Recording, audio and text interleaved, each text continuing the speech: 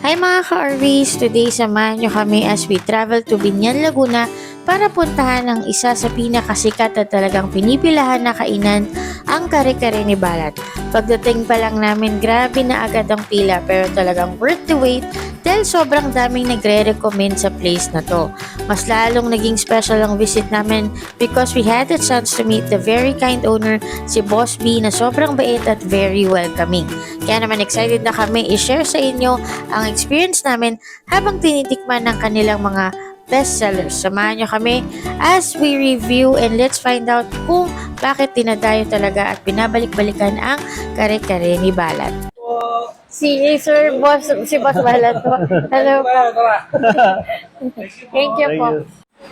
Ay mga ka-RVs, dito kami ngayon sa Binyan, Laguna sa kare-kare ni Balat para i-try natin yung kanilang mga bestseller kasi yun yung mga dinadayo dito. So ngayon, titignan natin kung talagang masarap pa siya.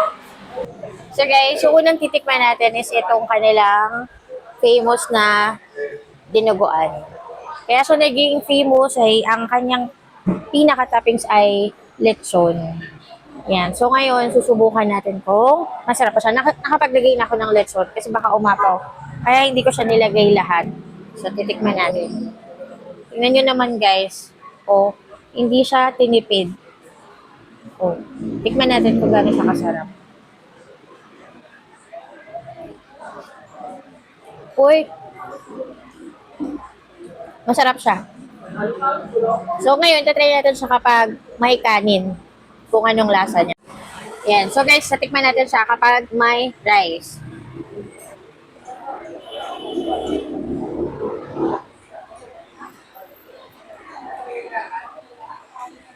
Masarap siya. Alam nyo guys, bigyan lang ako kumain ng dinuguan. Kasi maarte ako. Maarte ako sa, depende sa luto. Ngayon kasing ibang dinuguan na yung ginagamit nila is yung lamang loob ng baboy. But ito kasi, kasim. And then, ang toppings pa niya yung lechon. Kaya super sarap, malasa masyado. Guys, sobrang sulit na to. Alam niyo ba, 150 lang to. Ito karami na siya. For 150 pesos only, sobrang sulit. Sa lasa, sa dami. Dalawa kami, pero tingnan mo naman kung gano'ng kadami yung serving. 150 pesos lang yan. Honestly, bihira ka na makakita ng ganitong serving sa 150. True. Tapos ang toppings pa, lechon. At quality yung lasa. True. So guys, yung next na re-review natin is yung isa pa sa mga bestseller nila na dinadayo din dito sa kare-kare ni Balat. Ito, ang kanilang famous or bestseller na kare-kare. So guys, dinadayo siya kasi tingnan nyo naman kung gaano kadami yung serving. This is for only 129 pesos. This is for only 129 pesos. Tingnan nyo naman. Yung lechon niya is hindi lang basta, alam mo yan, yung puro balat or puro laman lang. Yun naman kung gaano yung parts ng lechon na siniserve nila. Sobrang solid. Pakita mo sa kanila. So guys, ito tignan nyo kung gaano siya. Tinakpan mo yung Facebook. Oh, yan.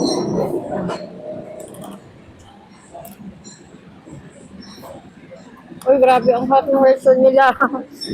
Tingnan mo yung lechon. Guys, tignan niyo naman, ay makakita yan. 129. 129 pesos na kare-kare. Ganito kadami yung serving. Plus, may toppings pa na lechon na ganito kasarap. 129 pesos lang to. Dito lang yan sa kare-kare ni Balat sa Binyan, Laguna. So, ngayon, tikman na natin siya. Haluin lang natin. So, titikman natin yung kanilang kare-kare.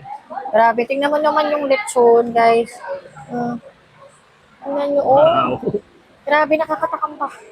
So, tingnan natin kung anong lasa. Favorite ko tong kare-kare. So, malalaman natin. Masarap.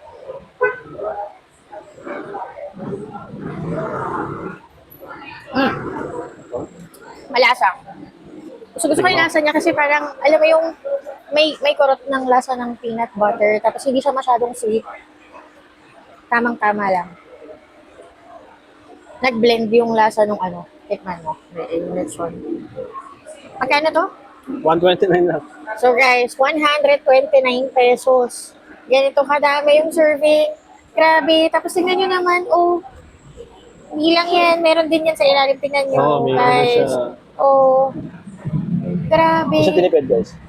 For 129. 129 pesos. So guys, bira yung ganyan na Ngayon alam ko na kung bakit isa to sa mga bestseller nila at talagang dinadayo sila dito. Kasi tingnan nyo naman guys, bukod sa masarap yung food nila, sobrang affordable pa. Tapos, grabe, masarap yung pagkain nila dito. So guys, bira yung ganyan na ano, na nagsa-standalone kahit wala siyang kalaman. Yes, sobra. Sa ano pa lang yung presyo pa lang na the fact na meron siyang lechon, masarap talaga. So guys, may lamang sila na available. Oo, may kasama yan na lamang. So ngayon, ititry natin siya sa rice. So ngayon, tikman natin sa kung ano siya kasarap kapag may rice. Yun naman, guys, grabe. Ito ng lechon. Grabe. So, Nakakatakam. Tikman natin.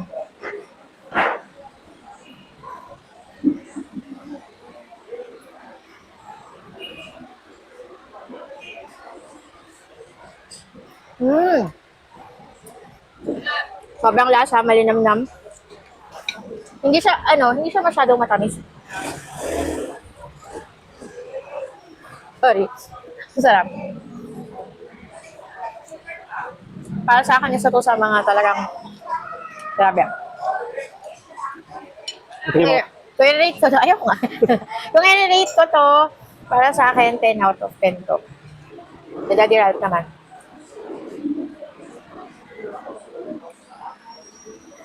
Oh guys, try ko siya na may alamang.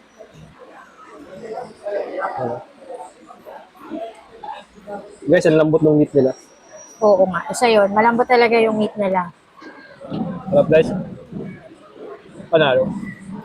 Again, itong kare-kare ni Balat na, kare-kare nila na may lechon peppers is only 129 pesos. So, sobrang sulit siya. Dalawa lang kami. So, pero tignan mo naman, sa tingin nyo ba maubos namin to ng ganito kadami? The lasa, the price, grabe. Plus the serving. Sobrang sulit for 129 pesos. Isa yun sa mga reason siguro kung bakit dinadayo siya dito sa Benyan. Itong kare-kare ni Balat. So next, i-review naman natin yung kanilang Bulalo. bestseller din na bulalo. So guys, i-review naman natin ngayon yung isa sa mga bestseller din nila na dinadayo dito, which is itong bulalo nila. Ito ay 150 pesos. Ayan, ganito siya kadami. So, tingnan natin kung sulit ba to sa 150 pesos. So, guys, for 150, kita nyo naman, sobrang daming laman. The beef, may corn pa, tapos hindi siya tinipid din. Ayan. So, tingnan natin na yung lasa. Sarap. Masarap siya sa akin. Para sa akin, masarap. Malasa. Hindi siya maalat. Masarap siya. Grabe. Sorry, favorite ko yun kasi itong bulalo. Ayan. Makulit to guys. Paborito ko rin to.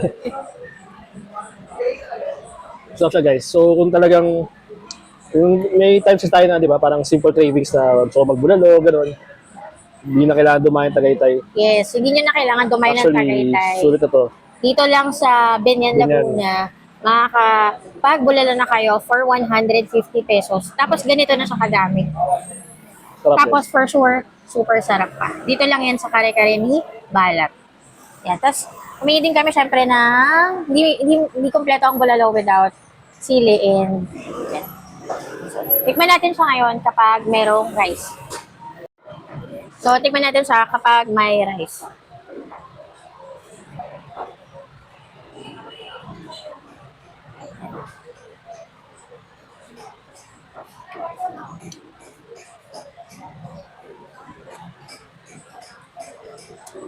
Up. Alam nyo guys, dumadayo kami palagi ng Tagaytay para lang magbulalo. So, hindi na pala kailangan kasi dito lang sa Benyan meron. Yes. Mas malapit. Yes. And to think, yung bulalo, sa Tagaytay, worth nasa 600, 500 plus. Dito, 150 pesos. Masarap yung bulalo. Madami yung serving. Sobrang sulit for 150 pesos. Ito naman.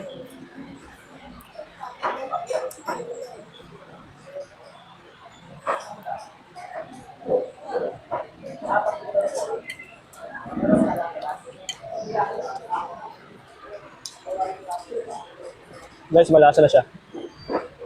Usually kasi, ipapatis ako and everything. Pero dito, kahit wala, may lasa na siya, masarap siya. Malasa siya kahit hindi mo siya, di ba usually tayo, ako, personally kami, nahilig kami na naglalagay pa ng patis, ganyan. Pero dito kasi itong bulalo nila, sobrang malasa. So kahit hindi ka maglagay ng patis, tamang-tama yung lasa niya. Ayan, 150 pesos lang to guys. So overall, for me, sa akin, yung kanilang bulalo ay 10 out of 10. Kasi mahilig ako sa bulalo. And masyado din akong, medyo mataas ang standards ko pagdating sa bulalo. So para sa akin, pasok ang bulalo ng kare-kare ni Bala. 10 out of 10 para sa akin. Sa akin naman, 9 out of 10. Kasi siguro, yun nga, dahil lang doon sa hinahanap yung alam nyo na, yung tuwod, yung, kumbaga yung taba na Pero lasa-wise, and everything, solid siya. Yung kanilang dinuguan, for me, it's 9 out of 10. Nagustuhan ko yung lasa, plus the fact na hindi nga siya laman loob. Masarap siya. Hindi lang talaga ako masyadong mahilig sa dinuguan, pero overall, para sa akin, masarap yung lasa nila. Plus the serving itself for 150 pesos, sobrang sulit. So, kung naghahanap kayo ng makakainan na sulit at pasok sa budget, pero sobrang sarap, marirecommend ko itong kare-kare ni Balat, located here sa Binyan, Laguna. Ako din, guys, sa dinuguan, 10 out of 10 ako. Kasi for 150, tapos lechon dinuguan na siya, crispy dinuguan na. Kasi yung mga ibang restaurant dyan, nagsiserve ng ganito, is how much charge sila? 500, 400, 600.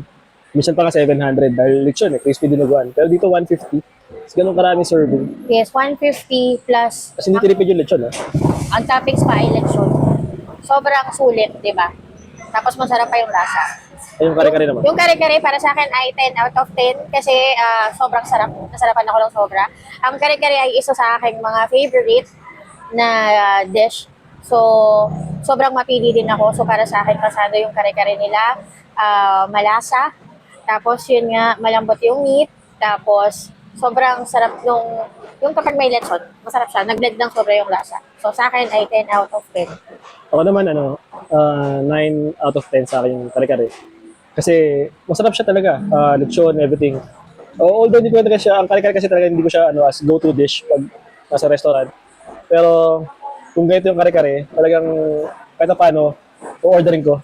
Kasi talagang lechon, hindi siya tipid. 150 tapos, 129 nga lang actually, sorry. 129, ganun serving. Lechon, tapos yung parts pa ng lechon niya is hindi puro laman, hindi puro taba, hindi puro balat. Balance siya, tapos may gulay din. Tapos with or without alamang, nag-stand out siya. So, solid talaga.